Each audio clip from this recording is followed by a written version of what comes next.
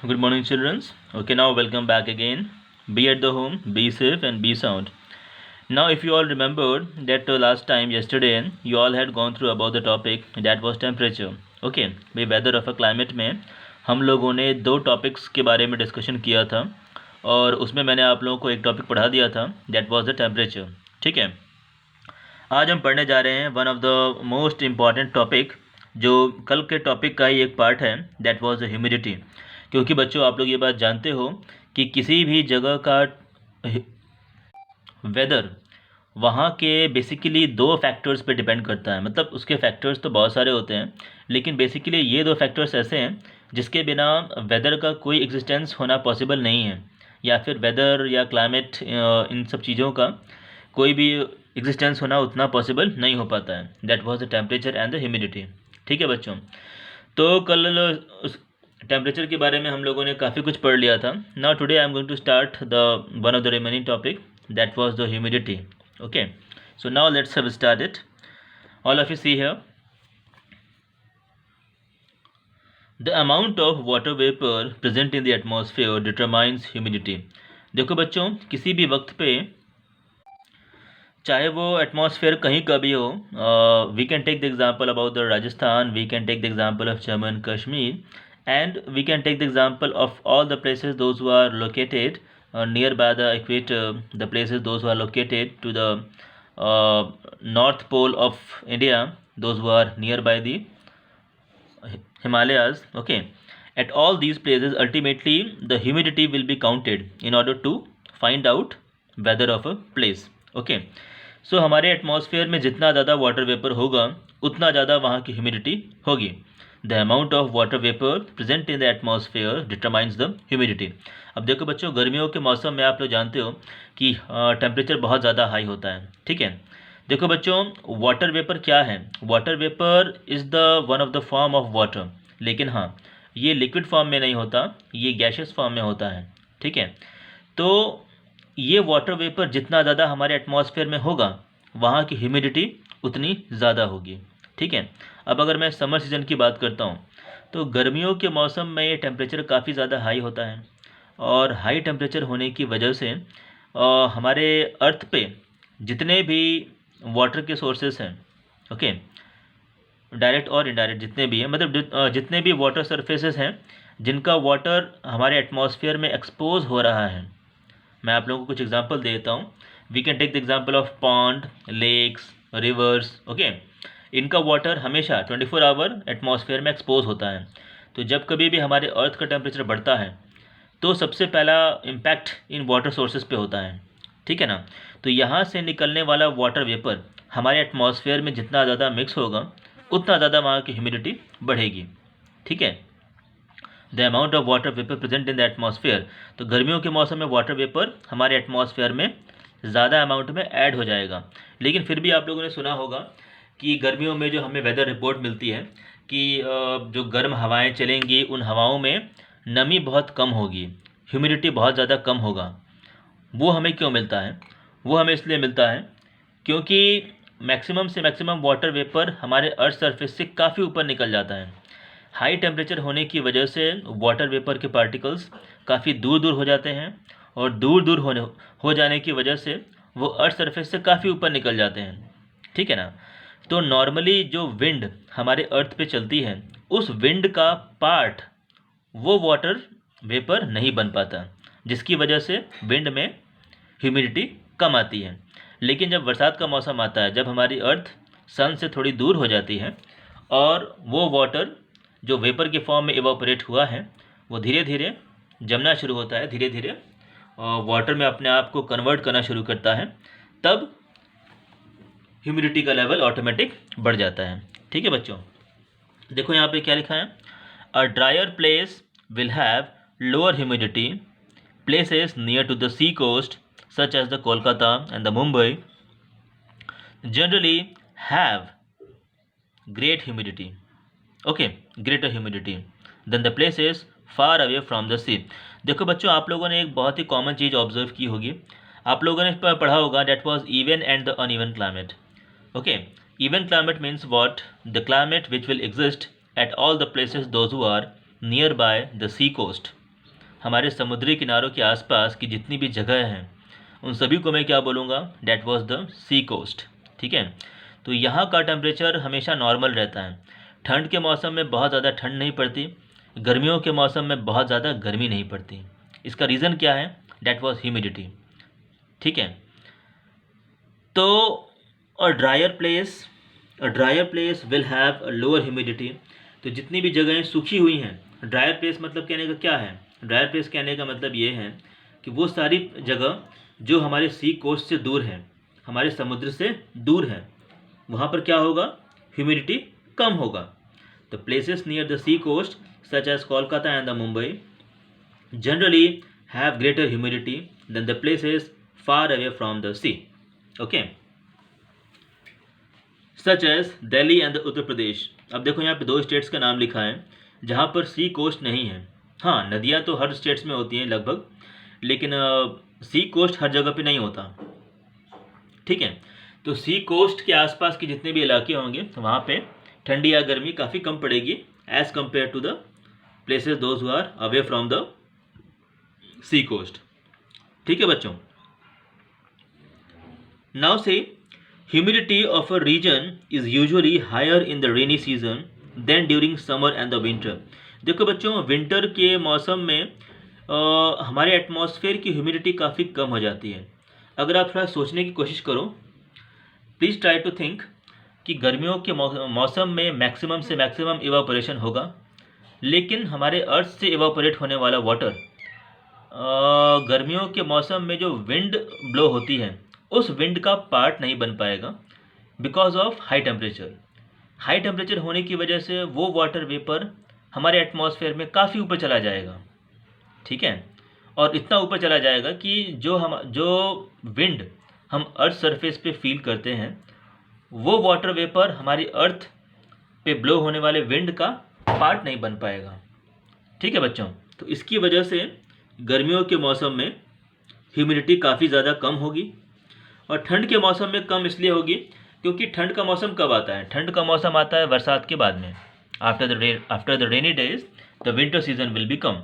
Okay, तो बच्चों rainy days में हमारे एटमॉस्फेयर में जितना भी वाटर वेपर इवापोरेट हुआ था, गर्मियों के मौसम में जितना वाटर इवापोरेट हुआ था, वो सारा का सारा वाटर क्लाउड्स के फॉर्म में कन्वर्ट हो गया।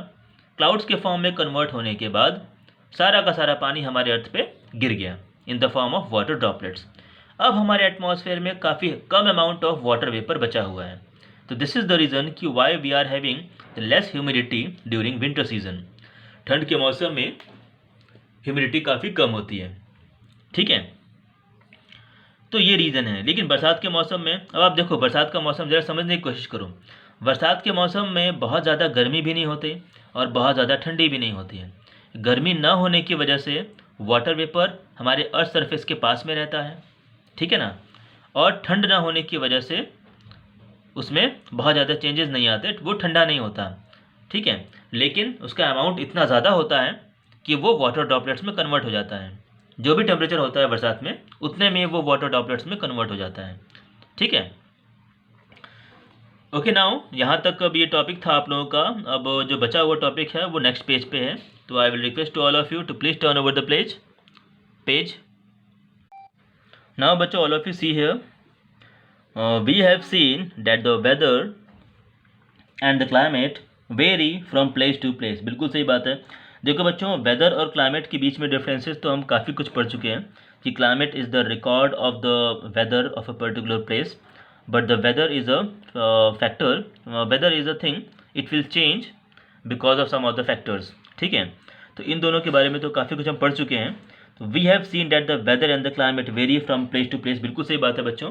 We can take the example, okay बच्चों, we can take the example that about two places. अब देखो बच्चों, यहाँ पर मैं दो स्टेट्स का नाम लेने जा रहा हूँ। I will take the name of Jammu and Kashmir and Rajasthan. Okay, now if I will measure the temperature of both the places, तो जम्मू एंड कश्मीर का टेम्परेचर काफ़ी ज़्यादा कम रहता है as compare to the Rajasthan. ठीक है, तो राजस्थान का जो क्लाइमेट होगा वो सेम होगा और जम्मू एंड कश्मीर का जो क्लाइमेट होगा वो भी सेम होगा, लेकिन राजस्थान में बरसात के मौसम में बरसात होती है, जम्मू एंड कश्मीर में काफ़ी कम होती है। ठीक है, मतलब अगर आप टेम्परेचर के एस्पेक्ट पे दोनों को मेजर करो, ठीक है, तो टेम्परेचर में कोई बहुत ज़्यादा फ़र्क नहीं आता। तो आप ये कह सकते हो कि लगभग क्लाइमेटिक कंडीशन जो है राजस्थान में एक जैसी होती है और जम्मू एंड कश्मीर में भी एक जैसी होती है। लेकिन अगर आप हमारे देश के बाकी स्टेट्स की बात करो तो वहाँ पर temperature, humidity, wind patterns, they all are not fix, ठीक है। या फिर आप इसको ये कह सकते हो कि कोई भी ऐसा प्लेस, हमारे अर्थ का कोई भी ऐसा प्लेस जहाँ पर वेदर को कंट्रोल करने वाले फैक्टर्स, देखो बच्चों, वेदर और climate they both are linked. Climate क्या होता है? Climate is the record of a weather of a particular place, ठीक है। और वेदर डिपेंड करता है टेम्परेचर पे, ह्यूमिडिटी पे और विंड पैटर्न्स पे। टेम्परेचर, ह्यूमिडिटी और विंड पैटर्न, इन तीनों में से ये तीनों के तीनों आउट ऑफ कंट्रोल हैं। मेरा इन तीनों पर किसी पर भी मेरा कोई कंट्रोल नहीं है। ना ही मैं टेम्परेचर कंट्रोल कर सकता हूँ, ना ही मैं ह्यूमिडिटी को मैं कंट्रोल नहीं कर सकता, ओके। और विंड पैटर्न्स को भी मैं कंट्रोल नहीं कर सकता। I can only alert the peoples कि भाई यहाँ का वेदर ख़राब होने वाला है by observing the wind patterns. आप देखो कि हमारे देश का जो मौसम विभाग है, मौसम विभाग क्या आपको ये बता सकता है कि अगले साल कितनी बारिश होगी? बिल्कुल नहीं। मौसम विभाग हमेशा ये कहता है, जो मेट्रोलॉजिकल डिपार्टमेंट है हमारे देश का, वो हमेशा आपको ये बताता है कि अगले आने वाले 24 घंटे में हो सकता है। They are also not fix about their words because we don't have any control on the factors those who are going to put impact on the weather, ठीक है। सो ये सारी चीज़ें हैं। तो we have seen that the weather and the climate vary from the place to place. तो weather और climate place to place vary करता है।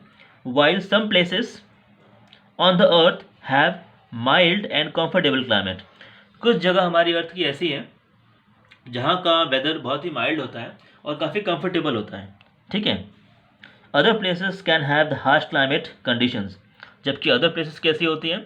हार्श क्लाइमेटिक कंडीशंस, मतलब वहाँ के क्लाइमेट में बहुत ज़्यादा चेंजेस आते हैं। गर्मियों में बहुत ज़्यादा गर्मी, ठंडियों में बहुत ज़्यादा ठंडी, बरसात के मौसम में इतना बारिश कि पूरा का पूरा सिटी बाढ़ आ जाए, ठीक है ना, फ्लड आ जाए वहाँ पे, ठीक है। और ये सारी चीज़ें क्यों होती हैं? Because of the shape of the earth, हमारी अर्थ के शेप की वजह से। I want to remind to all of you कि we are not living on the place which is flat, we are living on the earth which is circular, which is sphere, okay. और sphere होने की वजह से इसमें wind patterns में sun rays जो हमारी अर्थ पे पड़ती हैं उसमें डिफरेंसेस आते हैं। उसकी वजह से हमारे अर्थ पे ब्लो होने वाली एयर के पैटर्न्स में भी डिफरेंसेस आते हैं। इसकी वजह से किसी एक पर्टिकुलर प्लेस पर क्रिएट होने वाले वेदर या क्लाइमेट में भी डिफरेंसेस आते ही हैं, ठीक है। सो while some places on the earth have the mild and the comfortable climate, other places can have harsh climate conditions. Despite this, we see that the peoples, animals and the plants live under these different climatic conditions. अब देखो, हमारे अर्थ पे रहने वाले जितने भी persons हैं वो सारे लोग अगर एक साथ ये बोलें कि भाई हमें हार्श क्लाइमेटिक कंडीशंस में नहीं रहना, हमें केवल कंफर्टेबल क्लाइमेटिक कंडीशंस में रहना है, तो क्या ये पॉसिबल हो पाएगा as per the population which we are having right now on the earth? Okay, it is not practically possible, क्योंकि जहाँ कहीं भी स्पेस अवेलेबल होती है हम रहते ही हैं। Why? Since we are having the quality of adaptation, okay. हम जहाँ कहीं भी रहते हैं अपने क्लाइमेटिक कंडीशंस के अकॉर्डिंग अपने आप को ढाल लेते हैं, अपने आप को हम चेंज कर लेते हैं। That was the adaptation. This is because the organisms adapt themselves to live under the climatic conditions of their locations.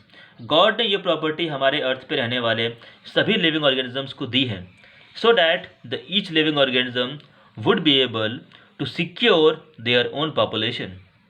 Cows can secure their population. Giraffes can secure their own population. Okay, giraffe को, lion को, tiger को और भी जितनी तरह की species हमारे अर्थ पे हैं, प्लांट्स की कई तरह की स्पीशीज़ हैं, they all will bring some changes so that कि एटमॉस्फेयर में होने वाले फ्लक्चुएशंस का इम्पैक्ट उनके ऊपर न पड़े, उनके लाइवलीहुड पे न पड़े, ओके, उनके लिविंग पैटर्न्स पे न पड़े, और अगर पड़े भी तो बहुत कम पड़े, ठीक है बच्चों। तो ये टॉपिक था आप लोगों का adaptation, sorry that was the humidity का। ओके, तो वेदर ऑफ अ प्लेस के 2 टॉपिक हम लोगों ने स्टार्ट किए थे, जिसमें फर्स्ट टॉपिक था हमारा टेम्परेचर और नेक्स्ट टॉपिक था दैट वाज ह्यूमिडिटी। तो ये हमने आज फिनिश कर दिया। अभी जो नेक्स्ट वीडियो हम कल पढ़ेंगे बच्चों, that was the adaptation in the animals for different climates. अब जो उसके बारे में अभी हम लोगों ने पढ़ा कि हमारे अर्थ पे रहने वाले एनिमल्स अपने आप को अडॉप्ट कर लेते हैं, उसके बारे में कल हम लोग डिटेल में पढ़ेंगे। ठीक है बच्चों? ओके ओके बच्चों, that's all for today. Be at the home, be safe and be sound and be happy. Okay, bye everyone.